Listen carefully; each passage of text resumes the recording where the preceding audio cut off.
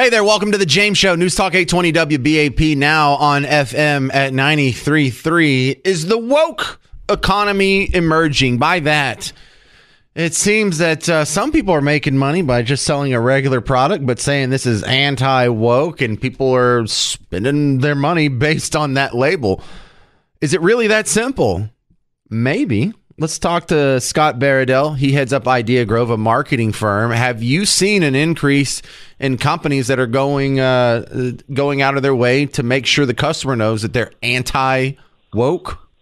Yeah, absolutely. An example is the Daily Wire, obviously a media organization, but $22 million they made last year off of their products, over a tenth of their revenues. That's things like novelty items like dog bowls. Well, hang on. Let me interrupt you. Do you think the average person knows who the Daily Wire is? I mean, just because they know the awesomeness of WBAP doesn't mean they're plugged into all these outlets. But that's the online platform that the biggest name, I guess, would be Ben Shapiro in it. And then Jordan Peterson has recently joined forces with the Daily Wire over the last year or so. And so they do a lot of content and putting out shows and stuff, but then they've started selling things on the side.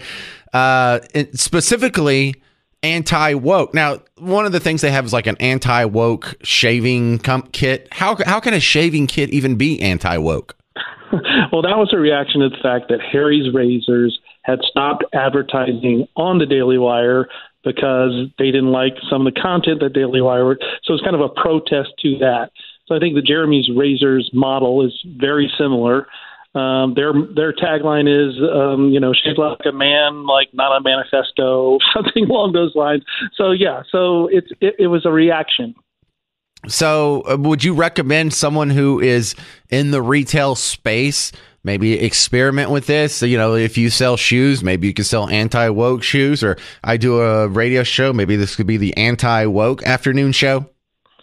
Well, you have to know your audience really well. I think you can have values and values that skew conservative or liberal, but once you get into things like anti-woke, you're getting to a very niche audience, and you better make sure that your audience that you're going after is going to that's going to work. No, I get it. Like, it might not. It'd probably work good if you sell like shotguns, but not so good if you sell like purple hair dye. That's exactly right. That's exactly right. So, do you think this is a trend that's going to last, or a trend that's going to fade out because the novelty's only going to last so long? Well, it seems to be expanding just in terms of people buying based on their values and their politics has been expanding over the last decade, and it's only increasing. Look at things like the Bud Light fiasco they had last year that hurt their brand. There have been reactions like ultra-right beer to that. There seems to be no end to it. It just seems to keep mushrooming.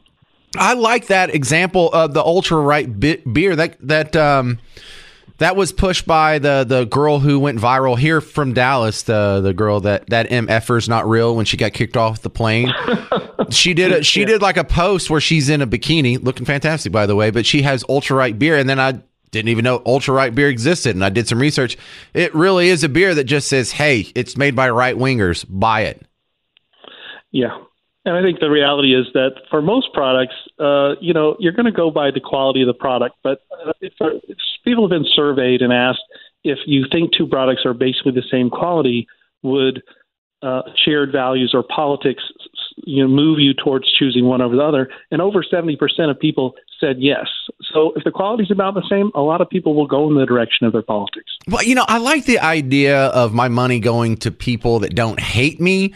But also, I don't want to have politics every time I go pick out a shampoo or what I'm going to eat for dinner. Politics may be too ubiquitous at some point. Absolutely. I think a lot of people are turned off by it. I think ultimately these kind of products are a kind of niche product. Now, what we typically advise our clients is, hey, if you want to support sustainability, a lot of people support that. You just don't have to be talking about climate change because that's political hot button. If you want to represent diversity in your marketing and things like that, that's fine. But that's different from talking about DEI, which is a hot button. Why do you, step on these landmines if you don't have to? Right. I hear you. So what are you guys doing over at Idea Grove? If someone needs help with marketing, can you help them with that, Scott?